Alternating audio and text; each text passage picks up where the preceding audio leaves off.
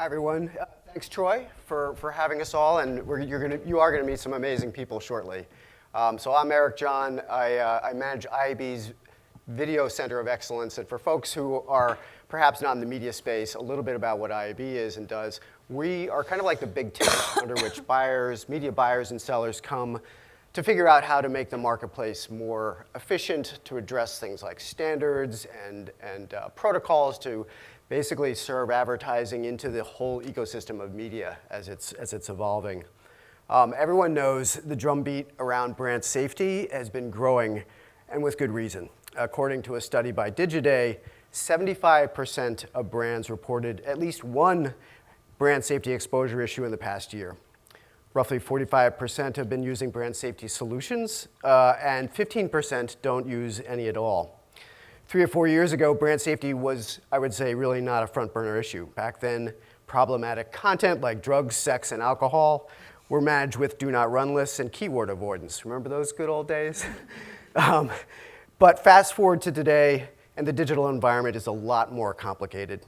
The newest hot buttons of brand safety include non-human traffic, fake news, as we've all been seeing, user-generated outrage, and data breaches, and of course, divisive content on social media.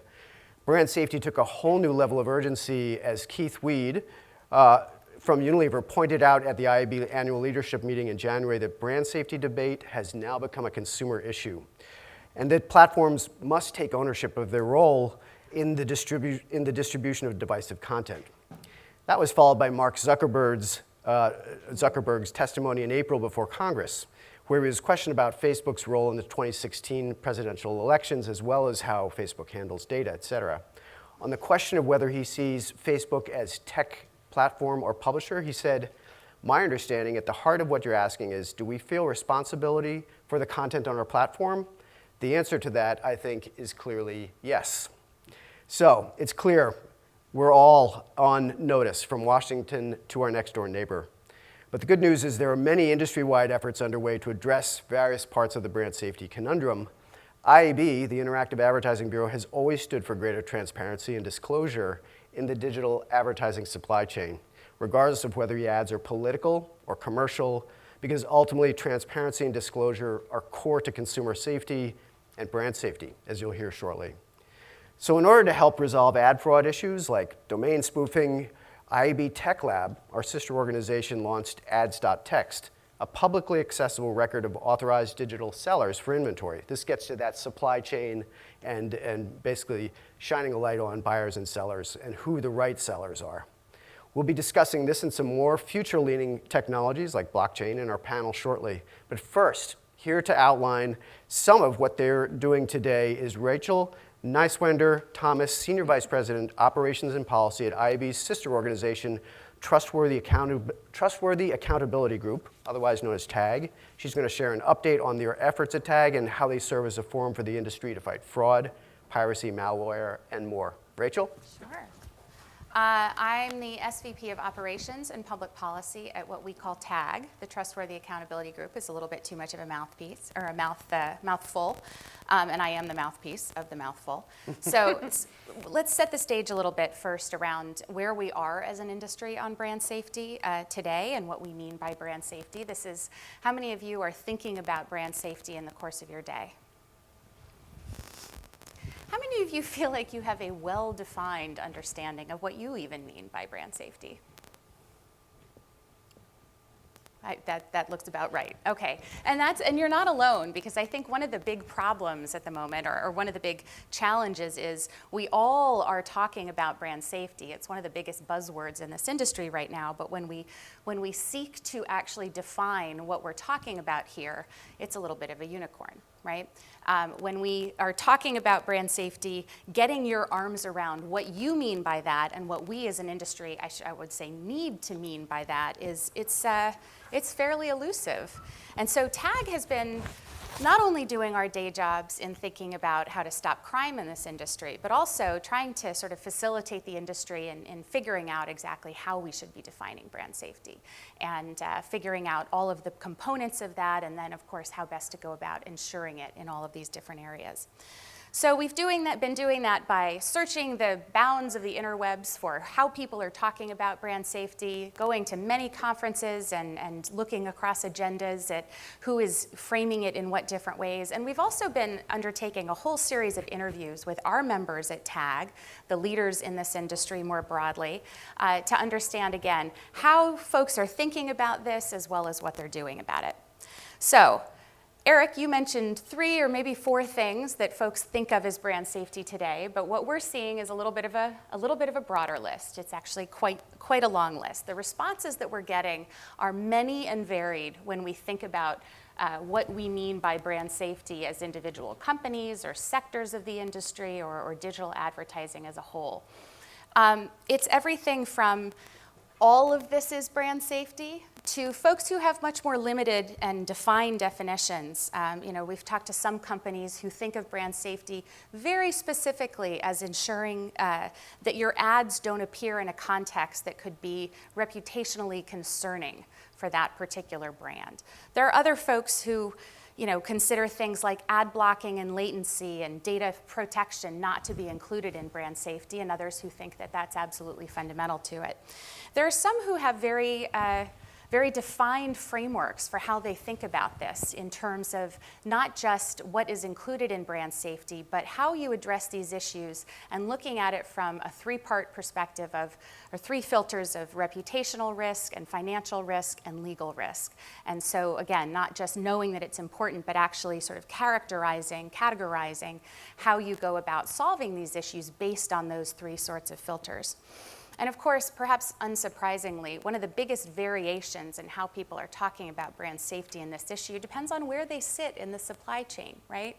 We've got adjacency up here. Well, when you say adjacency to an advertiser, to a buyer, an agency, adjacency is all about making sure that your ads don't show up next to very problematic content. But in talking to publishers, of course, adjacency means making sure that there isn't an ISIS ad that happens to show up next to your premium content.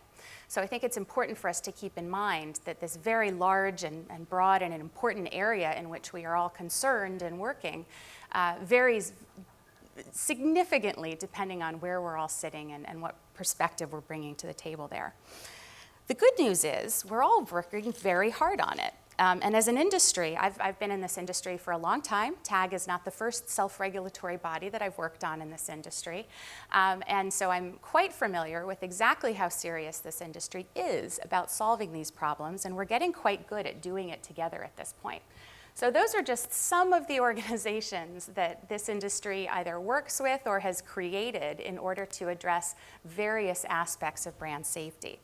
So you may be familiar, I hope, with the Ad Choices icon, the Digital Advertising Alliance, one of the more recognizable 10 or 12 years in now, ways in which consumers have choice. They deal with privacy and the sort of data issues behind digital advertising and give consumers the choice about how they want to be contacted with advertisements in the digital space. Now, TAG, of course, is where I spend my days at this point, and we are focused on the criminal activity that goes on in a legitimate supply chain. So we focus specifically on fraud and piracy and malware and the transparency that's needed to make sure that criminals can't hide in what is an incredibly complicated transactional system that we've created as an industry. So that's where we are, the criminal activity aspect. And then one of the newer kids on the block is the Coalition for Better Ads, which is focused really much more on that ad experience from the consumer perspective. So issues of latency, issues of annoying ads, et cetera, et cetera. So you can sort of get all of these different perspectives that we have to bring to this issue of brand safety. And Eric mentioned the IAB Tech Lab, who's a wonderful partner to those of us on Team TAG in coming up with technical solutions for some of these problems. So Eric mentioned ads.txt.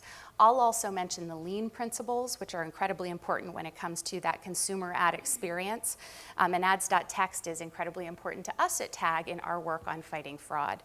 And then the MRC, of course, does a lot of good things that are unrelated to the digital advertising space, but the invalid traffic guidelines that they developed and underlie TAG's entire program on fraud. So also very important in this space. So the good news is, in my perspective, in my opinion, we're getting very good at doing these kinds of things together as an industry. And I'm going to now dive a little bit deeper on the part of doing things well together that TAG plays. So TAG's role on brand safety is, well, I'll say everything we do is about brand safety, right? We are focused on the criminal aspects of, keeping your brand safe, avoiding the criminal aspects in order to keep your brand safe. But there isn't anything in our bailiwick that isn't about brand safety. So we have 5 different programs at TAG. The first is a verification program. We don't work with any companies that we can't have pass our background check. So that we know that when you look at the TAG registry of known companies, these are companies that are the real Disney or the real Procter or the real Groupm, so that you can be sure that you aren't working with a criminal spoofing a legitimate brand or pretending to be a legitimate supplier in this supply chain. That verification, the Verified by TAG program, is the foundation under which all of our certification programs are built. So until you are verified by TAG, we will not work with you on certifying any of your business practices. But once you are, we work with you in 4 different areas. So TAG has certification programs on fraud, piracy, and malware. We have an additional one called the Inventory Quality Guidelines Certification, which is a transparency program to make sure that we have transparency in how we're categorizing both inventory and creative so that there's much better clarity between the buy and sell side about what is actually being transacted. Part of our philosophy at TAG is we've gotten ourselves into these situations as an industry with this unfortunate criminal activity occurring in the legitimate supply chain because things have gotten so complicated, because there's been a lack of transparency. And so TAG's 4th, and I would say somewhat most important part of our mission, the 4th pillar, is increasing business transparency. And that's the one that probably evolves the most over time as new challenges come into our minds as an industry, particularly when it comes to new brand safety challenges. So the way that we work at TAG is really a multi-layered and multidisciplinary approach. So our certifications aren't just for vendors or intermediaries or publishers or advertisers. They're for everybody. The problems that we're trying to solve, I would say generally when it comes to brand safety, but particularly in TAG's bailiwick, cannot be solved without engagement, very strong engagement from every single part of that supply chain. So when we design a certification, we do it in a way that has roles to play for every part, from advertiser and agency and intermediary and publisher and all of those vendors that might be related across the supply chain. Now, that doesn't mean that everybody has the same role to play, of course. So all of these different requirements that you see here apply to those different kinds of business models in different ways. So what makes this certification so powerful, what makes the program so powerful, is that you've got so many different kinds of checks all across the transaction, such that when the transaction finishes, it hasn't just been checked once for fraud or filtered once for fraud. There's been preventative actions like ads.text, the publisher communicating in the first place, this is where you can buy my inventory in a legitimate way, and if you aren't following that ads.text file, you're probably buying fraudulent content. And then moving down the supply chain, requiring publishers to disclose if they're buying traffic, right? Because we know that there are higher levels of fraud if you're sourcing your traffic in a paid way. And then down into the intermediary space, making sure that at every step in the supply chain, fraud is measured and filtered for particular kinds of threats. And then all the way down again, making sure that you've got this chain of custody through our payment ID system, such that if some fraud does occur, you actually have a possibility of going back and finding where it happened, and not simply having this frustrating conversation between the buy and sell side about how to have a remediation, how to have a clawback. Excuse me. We also are collaborative in our solutions. So the certifications only work if everybody's involved. The certifications only work if you've got collaboration underlying these programs. So in addition to actually writing audit standards for what it means to be certified against fraud or piracy or malware. We also develop, very often with the IAB Tech Lab or others, technical solutions and tools to help companies comply with those standards. That's everything from the tag registry that I mentioned, that sort of white pages for the industry, so that if someone's in the tag registry, you can look them up and see if they're certified in this or that, and in what countries, geographically, et cetera, so you know much more about who your partners are. To things like the data center IP list and pirate mobile app list, which again are tools where the industry pools their own intel in order to create the strongest block lists for data center threats, pirate mobile app threats, et cetera.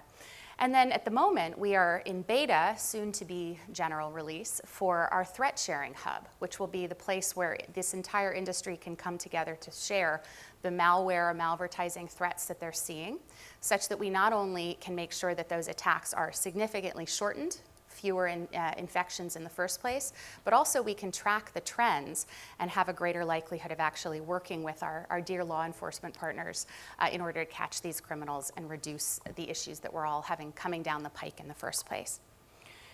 The really good news is it seems to be working quite well, and here's why.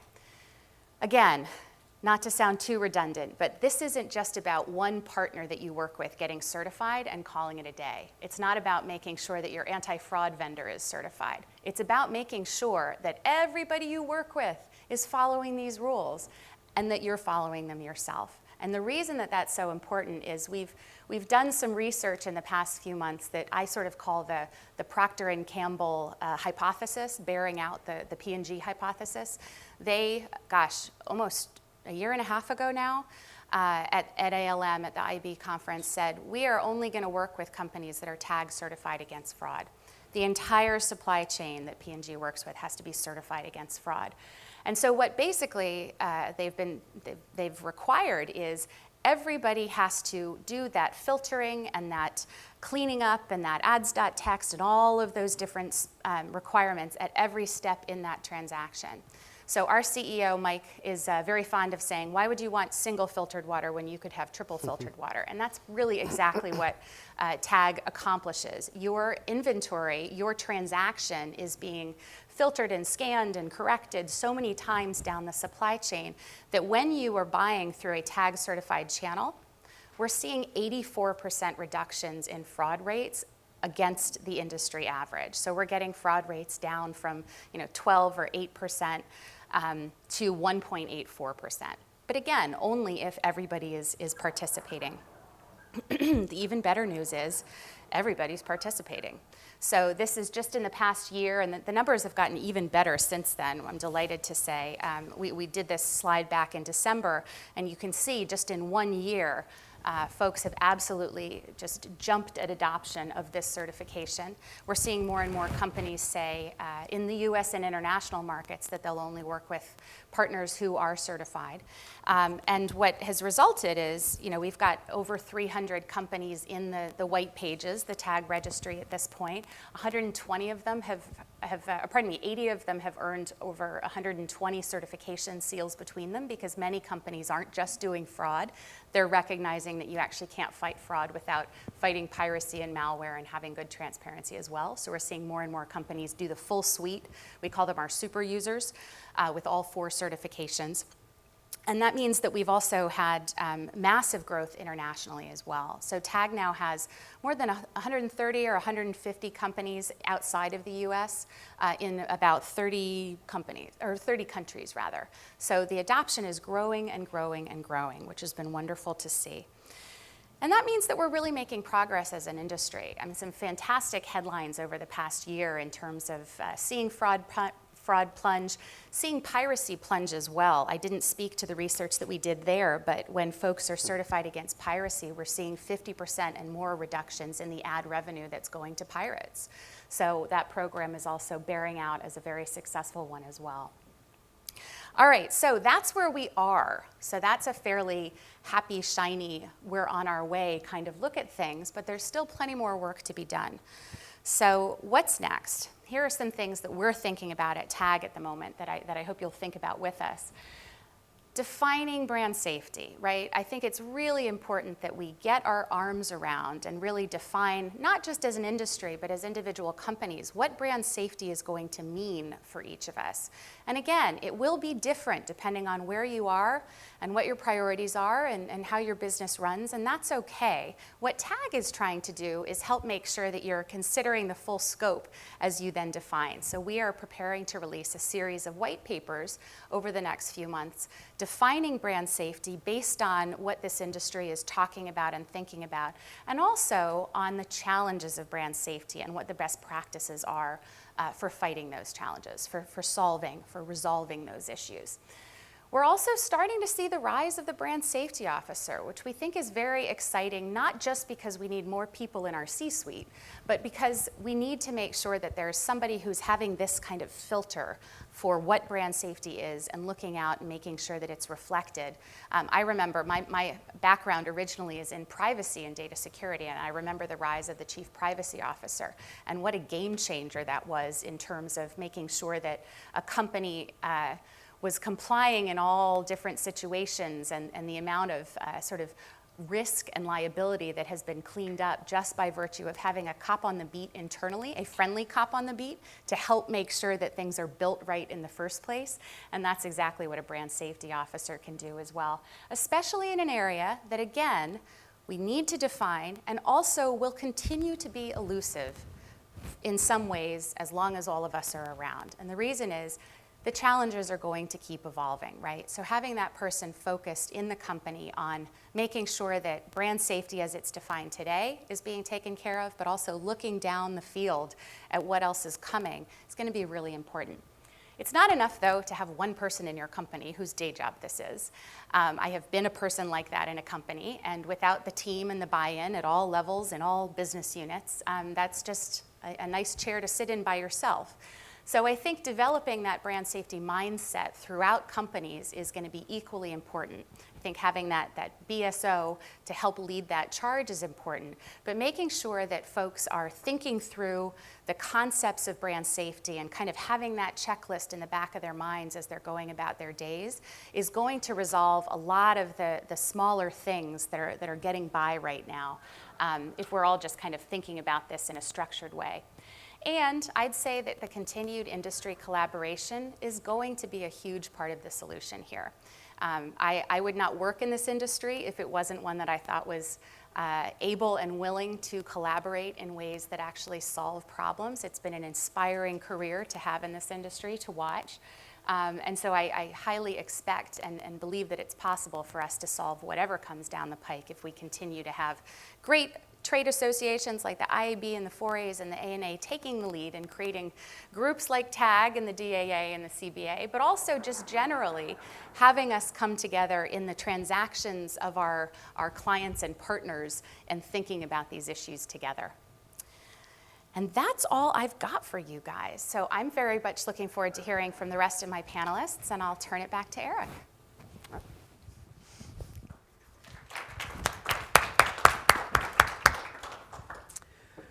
Thanks, Rachel. Well, we do have a super group here to help untangle what some of the different issues are and what some of the solves are looking and appearing to be. So let me bring up our super group. Christiana Cacciapuoti? Cacciapuoti.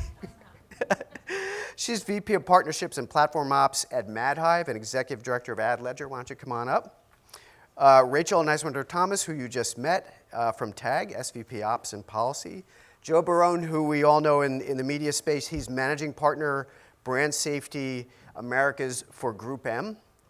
And then Lauri Baker, my friend at Discovery Communications, formerly Scripps, and yes, there we go, Discovery Inc. If you don't know, Discovery and Scripps just merged, and so it's a big, big world there.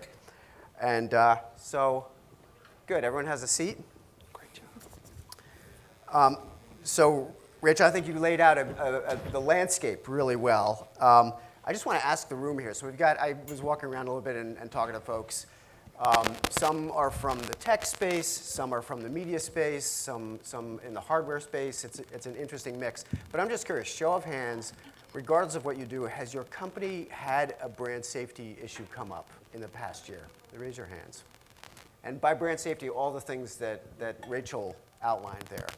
A consumer, I would even, media folks, obviously. But even if you're a brand, a consumer who is maybe not understanding your product and is potentially disparaging your brand in a way that is disconcerting to your CMO, that even falls within the realm of brand safety.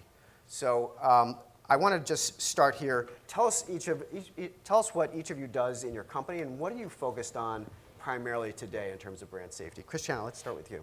Sure. So I work for a company called MadHive, which is a blockchain company that is building ad tech solutions that really put consumer privacy front and center. And then separately, I run an organization called AdLedger, which is a 501c6 nonprofit. And our focus at AdLedger is building out rules and standards for how we as an industry should apply blockchain technology to our space. And so in terms of our focus on brand safety, I think from the technology vendor perspective, our goal is to provide the rest of these guys, the publishers and agencies and brands, with the tools that they could use to block out things like bot fraud and IBT and all of these problems that we all kind of know are existing in the industry. Great. Rachel, we know what you do, but what is the very, very top of that pyramid, the sort of the most burning issue? What are you spending most of your time on? Getting companies certified. I mean, I won't say we can't keep up with the demand, but the demand is incredibly great. We have, I think our team is taking in anywhere from 10 to 15 new companies a week right now. We are growing gangbusters in every possible direction. And the moment people are in the door, they are serious about not just being in the tag world, but getting certified.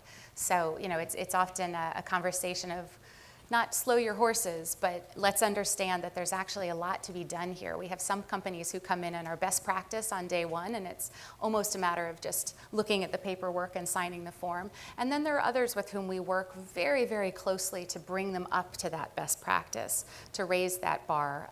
But always exciting and very much inspiring to see the excitement that these companies bring to wanting to make sure that they're meeting all of these standards and doing their part.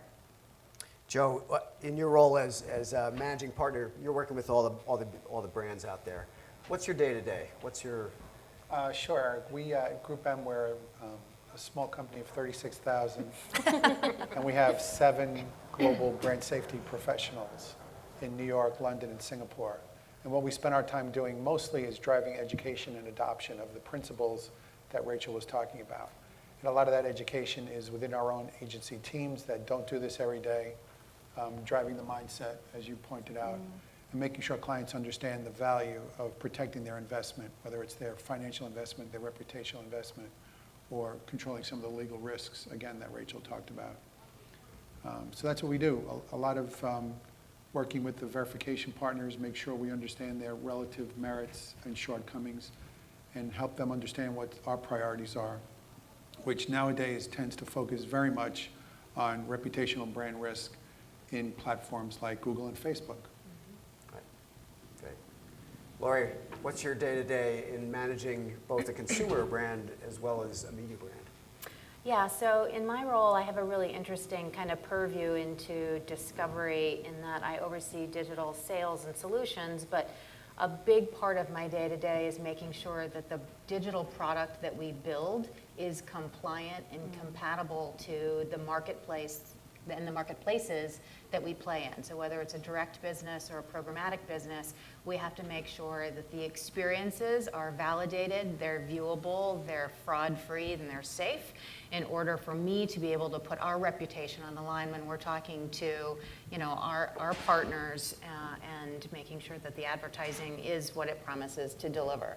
So that's what we spend our time doing now. We're 2 months into our marriage with the legacy Scripps brands, and so now I'm just trying to wrap my head around what their digital business looks like, how we complement each other from a product perspective, and where we have opportunity to drive efficiencies and take kind of like the best use cases from what they offer and what we offer and bringing those together. Yeah. So it's very exciting and very busy all at the same time. So you're all educating the space in your own, client. You could call a client, an internal customer or external. So Rachel outlined that whole laundry list of components of brand safety, but what's your biggest challenge in explaining, through your own lens, what brand safety is? Would you say there's a level of awareness that you can start with, or are you really starting at ground zero?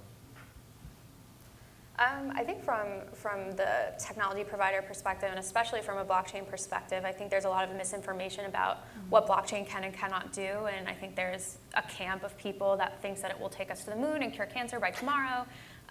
Probably not the case, but I think there is some really serious potential that we can unleash if we do it in a really thoughtful way. And we won't be able to do that if we can't explain it in plain English, these really very technical concepts, and if we can't get a media executive who might not be a software engineer, but who is a really bright, intelligent person to wrap their head around these concepts. We're going to get into that more for everybody, kind of what that protocol looks like.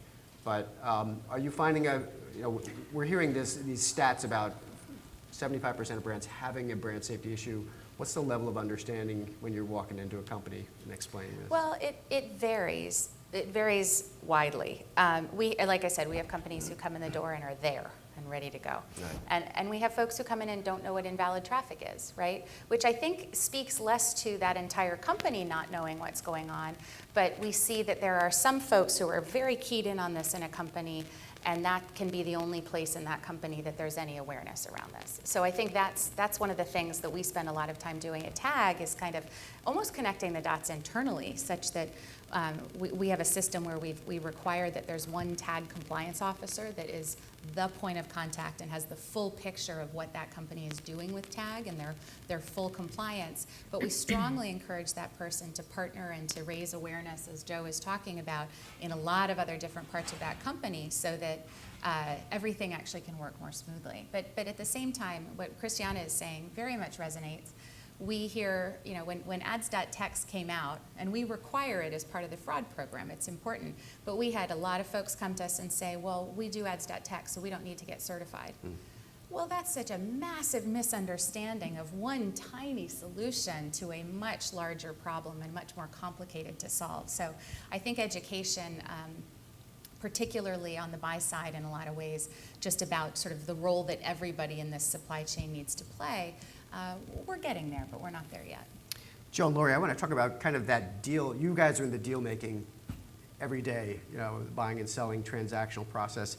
For folks who aren't familiar with media, there's something called terms and conditions, and that's basically setting out the understanding between a buyer and a seller.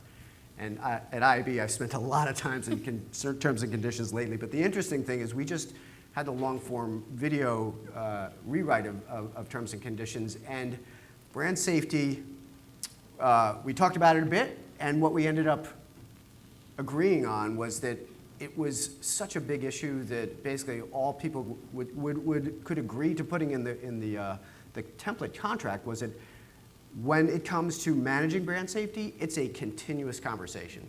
So it's kind of like this. Thanks for that vagueness. Yeah, well, Appreciate vague, but actually because you can't. We started to say, well, what solutions and this and that. But so I wanted to ask you, Joe, are T's and C's and the insertion order actually starting to address brand safety and expectations of brands? Well, when we look at our brand safety practice, there's a few pillars, including trading, because a lot of the leverage our clients have is voting with their budgets. Right. There's technology, which is the verification providers we work with. But terms and conditions really underpin all of it. Because if we don't agree up front, it's not fair for us to go to a publisher and say, we want 20% of our money back because we were measuring something we didn't tell you we were measuring. That doesn't make any sense. So the terms and conditions are the agreement up front that say these are the things that we're willing to pay for and these are the things that don't make sense.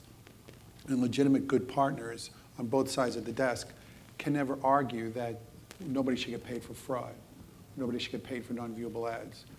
So we've actually had terms and conditions in place with most major publishers, in some cases, and the lawyers hate this, for up to 10 years. And we tend to revise those terms through contract addenda because new things happen. Our original terms and conditions, probably with Discovery, didn't say anything about fake news because who knew fake news? Fake news wasn't something we cared about. So we've updated our terms.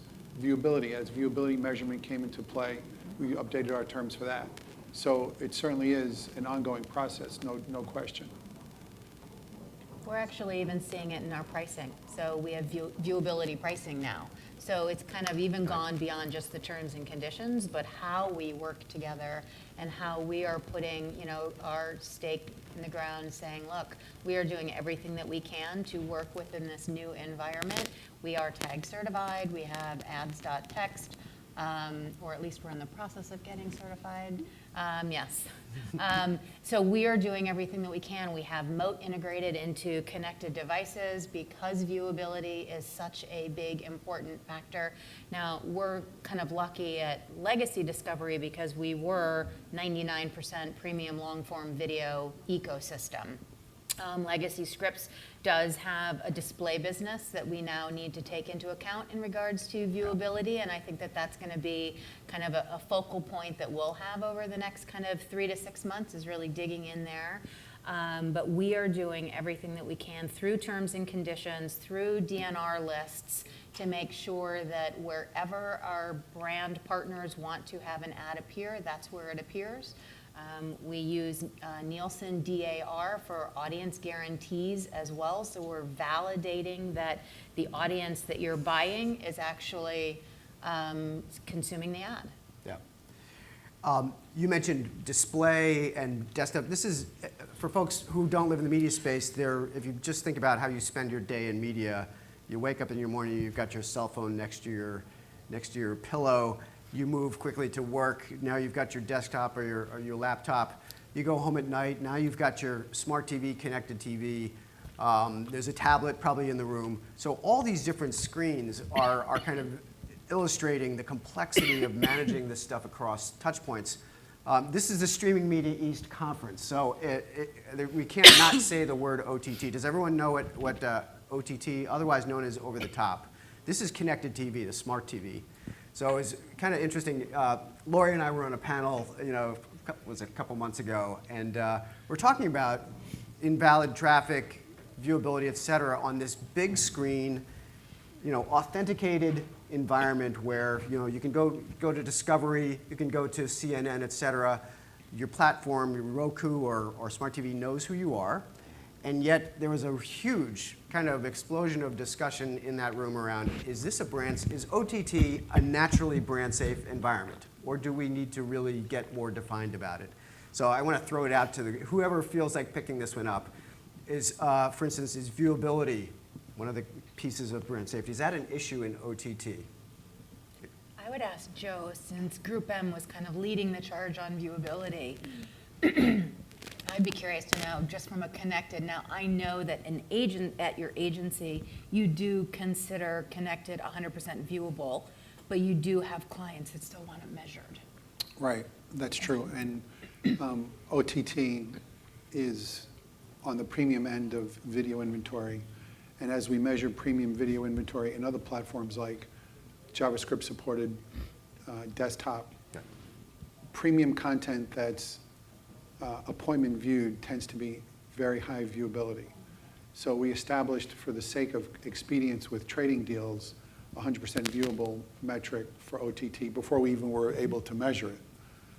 Because from the legacy standpoint, the type of experience, think about it, lean back versus a lean in environment. When you're scrolling through your Facebook feed, a video starts playing and you never saw that video, right? So viewability rates in social media tend to be very low. But when you're about to watch House Hunters International, it's one of my favorites. You want to see the show, so you'll sit through the spot. Same thing actually is true with YouTube. Any pre-roll environment where people are anxious to see the content are more likely to be viewable. As we get more different opportunities to stream that media, though, we are concerned about things like failure rate. And sometimes non-viewable is at no fault of the content provider. If your train goes into a tunnel and you lose the signal while you're watching on your smartphone, there might be a signal pass that the ad ran, but the ad was never seen. So we do need technologies like Moat to be able to measure in those environments. Even if it's 5% loss of audience, we wouldn't put up with a 5% loss of audience in broadcast. So there's smaller, much smaller adjustments than you would find in the long tail of video inventory, but they're still valuable. Yep.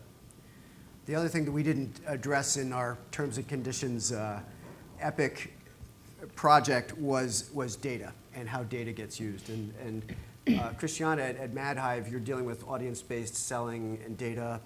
We all saw Mark Zuckerberg get in front of Congress, and of course, at that point, Cambridge Analytica had exploded in the headlines.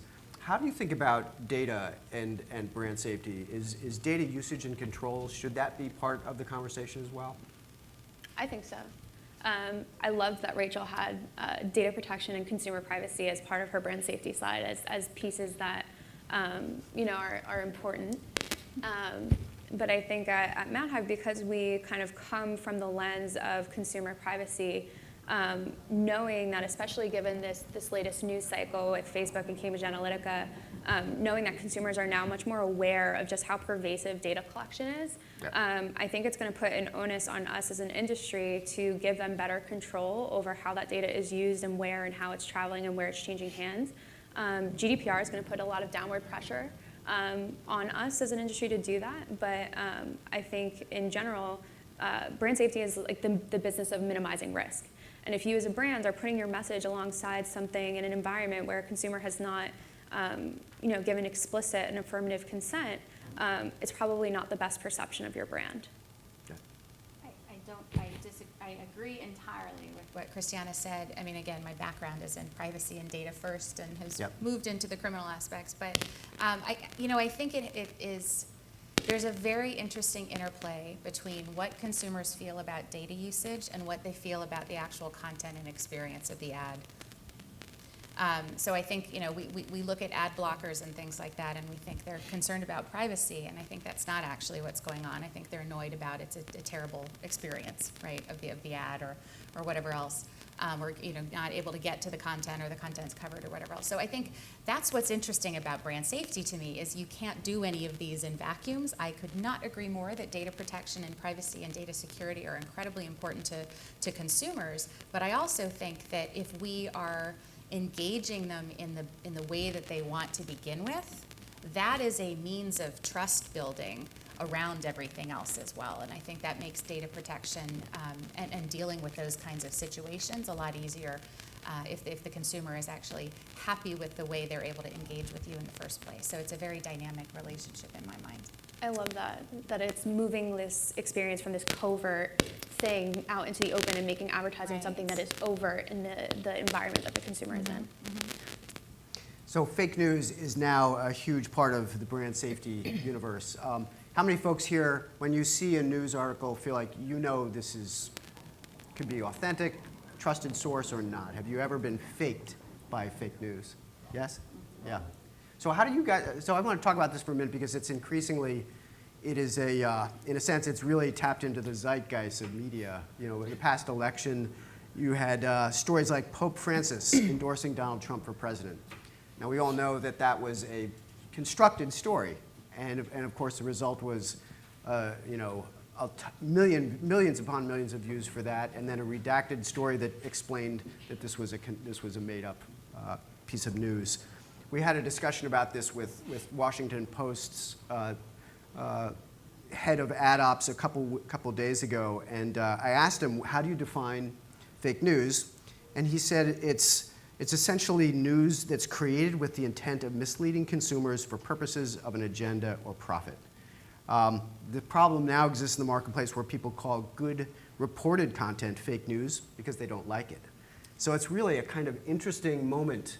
But there is truth and there is fact, and this is the core of our understanding of what is journalistic and reported versus what's constructed. So I want to ask folks on this panel, like, what is your sense?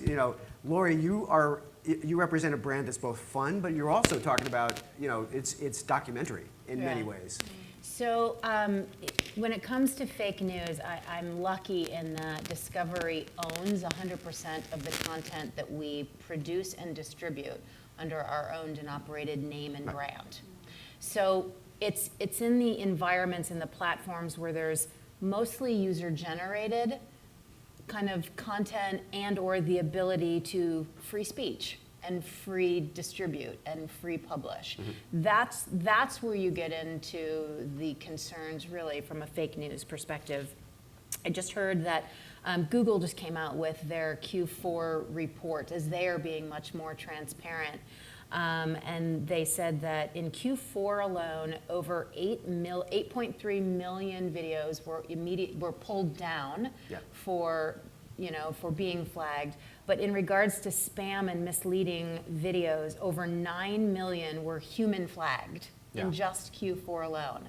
So I think, unfortunately, regular people, when given a platform, are going to take advantage of it. And I think that causes us as a media landscape and a media community to take pause and think, sometimes is scale worth the security of my brand reputation? Because we're all looking for scale, and it's these platforms of Facebook and Google that have the scale because it's open. It's an open marketplace for publishing. But is it worth it? It's very efficient, right? It's a continuous risk reward. You can press a button and you're distributed to millions upon millions. But if it's UGC, you got people commenting on whatever, even diapers, a baby, and it's extraordinary what people will troll. But Joe, this kind of raises an interesting question, in my mind. Should brands potentially receive a make good if they're appearing adjacent to fake news? Brands should receive a make good for all the time, for everything. That was a setup, That's wasn't it? my job. It's interesting that you say that, Eric, because when you think about fake news, and Lauri was talking about the Google platform, there's a difference between community guidelines and advertising-friendly guidelines. And one of the scary things about fake news is that if you talk to academics or journalists, they could care less about brands. Journalists don't care about L'Oreal's brand safety. They care about the consumer trust in media. And of course, they care about their own business models. And if you're the New York Times or the Washington Post or Discovery Communications, you might be above fake news concerns because there's so much credibility and awareness of your brand. But if you're a mid-sized newspaper or a small newspaper, you're awash in a morass of content that is devaluing the content that you provide. So it's important for us to deny the revenue to those purveyors so that we can clean up that supply. But also, we have to make sure we educate consumers, because you said you've probably been we all have. We've all seen things that we said, wow. But what Facebook is starting to do now is when they get signals that they believe that a story is fake, if you try to share it, you'll get a pop-up, and this is still in beta, so some of you may have seen this, but many of you may have not. A pop-up that says, you might not want to share this, because we pretty much think it's not true. Now, the important thing is for them to have enough confidence in the fact that it's not true to not even have it on the platform to start with. But the digital literacy issue is a big one. And again, when you talk to academia, they're not really worried about the digital literacy in the United States or Canada or Germany, because we're fairly literate in the space. And even we get fooled sometimes. When you think about the developing world and political elections in the developing world, it's much more powerful. And the most dangerous fake news purveyors are the ones that aren't in the business to make money. The easy ones are the miracle cures, because we know they're just trying to it's just clickbait. But the scary ones are the ones like Russia Today or North Korea Today, where if they don't make a dime, they don't care because they have a political agenda. I want to kind of expand the conversation into solutions and what we are seeing on the horizon. There's a lot of great work being done. There's some everyday black and white simple solutions, ad.text, ads.cert, certification, tag certification. But when you look out into the brand safety space, what are the solutions that appear promising? So Christiana is her work with MadHive and Ad Ledger. Can you kind of share for a minute, like how does blockchain, how does that distributed ledger, unchangeable, explain blockchain first, and then let's unpack what does this change, and how does this change the game in a marketplace that tends to be pretty murky when you add layer upon layer upon layer of transaction players? Sure. I think we all know the kind of textbook Wikipedia definition of blockchain, which is the distributed ledger that we all can have visibility into and provides a little bit more data security. But I think what is not talked about enough is just how nascent this industry still is. There's still so much that we need to figure out and need to kind of explore.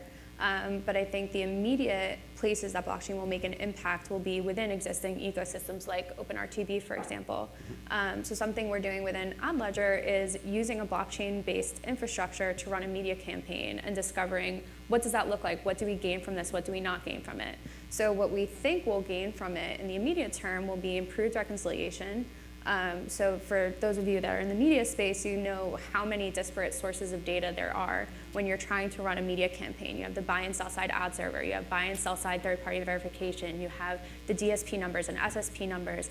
But if we use blockchain to create an ecosystem through which we need to agree, or in blockchain, reach consensus, it's called, on what an impression actually is and when it actually occurs, that would be a pretty big win in the immediate term. A second big win is going to be illuminating what we've all kind of referenced as a really long and murky supply chain.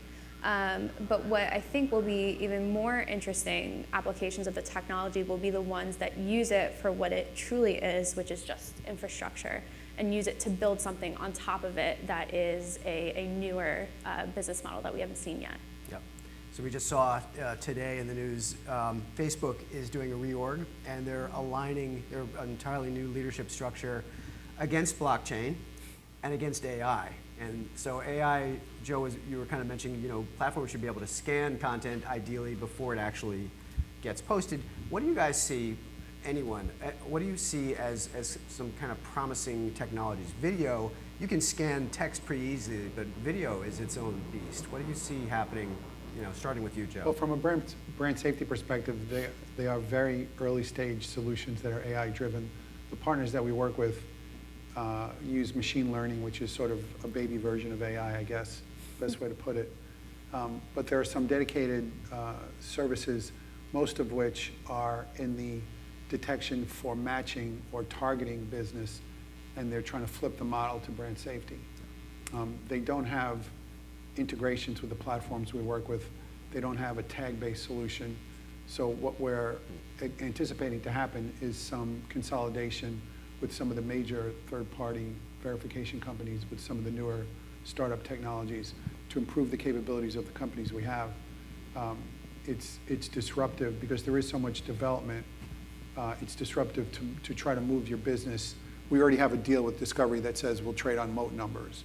So if we say we're going to come up with this company nobody's ever heard of, Acme AI Verification Solution Incorporated, now you have to test it, you have to determine that it works, you have to integrate it into our platforms. But if Moat integrates that technology, it's a lot easier to use it in our business. So I would anticipate that there would be some consolidation with the newer technology with the existing providers. Good. We've got just a couple minutes. I'm just show of hands, who here has questions about blockchain? So let's the dialogue is always best. I always want to go to the conversation. What would you, we've got a brain trust here. What would you like to know about kind of brand safety at this point? Coming from Israel, I know this is, you guys are pretty good at security. How do you guys think about this space? Yeah, I think there's an overall question though, just like, the implementation of how it's going to work, and the coexistence of blockchain with the role of advertising. And, there's so many ideas here going around how to use blockchain for the benefit of advertisers. It's more like a gray area, understanding how it's going to work and helping brand safety. It's a great buzzword. I'd love to hear more of the practical elements of Sure. I think in terms of brand safety, just being able to have a blockchain-backed data chain of custody, and even to be able to see how the supply chain is working and illuminate that murkiness will be a boon to brand safety in the short term. But I think in the longer term, newer business models that will evolve will be able to make it either impossible or financially infeasible to execute fraud. So for example, at MadHive, we're doing research on a principle called traceable ring signatures. And essentially what that means is if you as a consumer are trying to watch the same, or two different ads on the same device at the same time, it will automatically detect that and not enable it. So a fraud scheme like MethBot would become impossible or financially infeasible because you would need a warehouse full of devices to be able to execute that.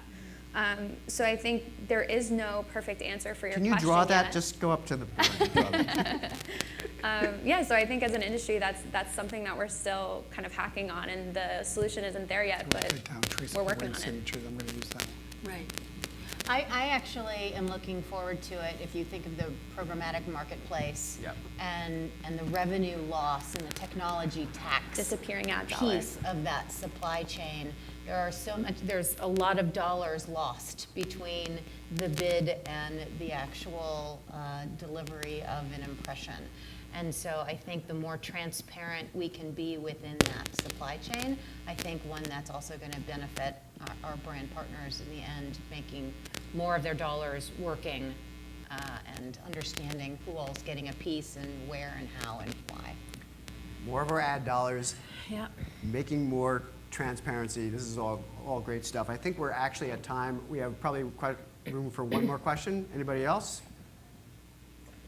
All right. With that, I think we have a wrap. And thank you so much, everybody, for your participation.